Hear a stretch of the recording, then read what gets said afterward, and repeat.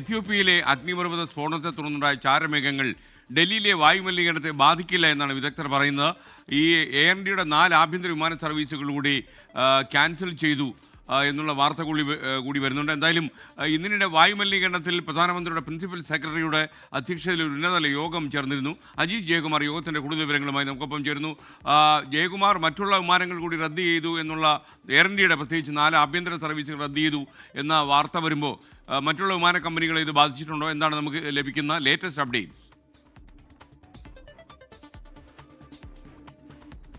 കഴിഞ്ഞ ദിവസങ്ങളിൽ ഈ എത്യോപ്യയിൽ ഈ അഗ്നിപർവ്വത സ്ഫോടനം ഉണ്ടായതിനു ശേഷം പല വിമാനങ്ങളും വൈകിയായിരുന്നു ഡൽഹിയിൽ ലാൻഡ് ചെയ്തിരുന്നത്. അതിന് പിന്നാലെയാണ് ഇന്നലെ തന്നെ എയർ ഇന്ത്യ 7 വിമാന സർവീസുകൾ റദ്ദാക്കിയിരുന്നു.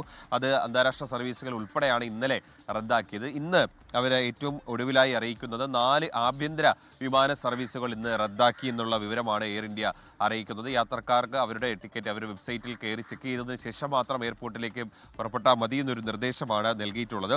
ഇതിനിടെ ഈ ഒരു നിർദ്ദേശം അല്ലെങ്കിൽ ഒരു വിദഗ്ധർ പറയുന്നത് ഈ ചാരമേഘങ്ങൾ ഡൽഹിയിലെ വായു മലിനീകരണത്തെ വലിയ തോതിൽ ബാധിക്കില്ല എന്നുള്ളതാണ്. നേരത്തെ തന്നെ ഈ അയൽ സംസ്ഥാനങ്ങളിൽ വൈക്കോലൊക്കെ കൂട്ടിയിട്ട് കത്തിച്ച് ഈ വായു മലിനീകരണം വലിയ രൂക്ഷമായിരുന്നു. അതിനിടയിലാണ് ഈ എത്യോപ്യയിലെ ഈ അഗ്നിപർവ്വത സ്ഫോടനം കൂടും.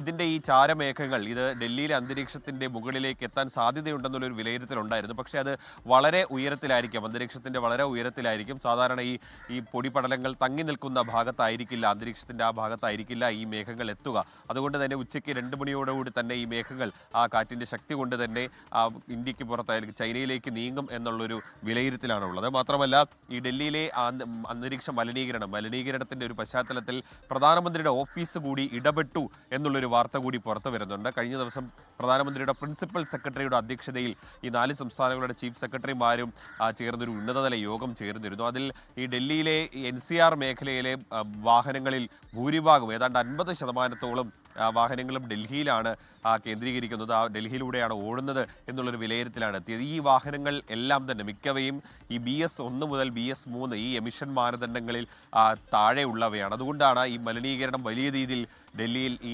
ശൈത്യകാലത്ത് കൂടുന്നത് എന്നുള്ളൊരു വിലയിരുത്തലാണ് എത്തുന്നതും. അതുകൊണ്ട് തന്നെ ഈ സംസ്ഥാനങ്ങളിൽ ഡൽഹി NCRനൊപ്പം തന്നെ അയൽ സംസ്ഥാനങ്ങളിലുള്ളവരും ഈ കൃത്യമായി ഇടപെടൽ, അതായത് ഈ ഇലക്ട്രിക് വാഹനങ്ങളിലേക്ക് കടക്കണമെന്നൊരു നിർദ്ദേശമാണ് നൽകിയിട്ടുള്ളത്. ഇതിനായി നൂതന സാങ്കേതിക വിദ്യ അടക്കം ഉപയോഗിക്കണമെന്ന് പ്രധാനമന്ത്രിയുടെ ഓഫീസ് തന്നെ നിർദ്ദേശം നൽകിയിട്ടുണ്ട്.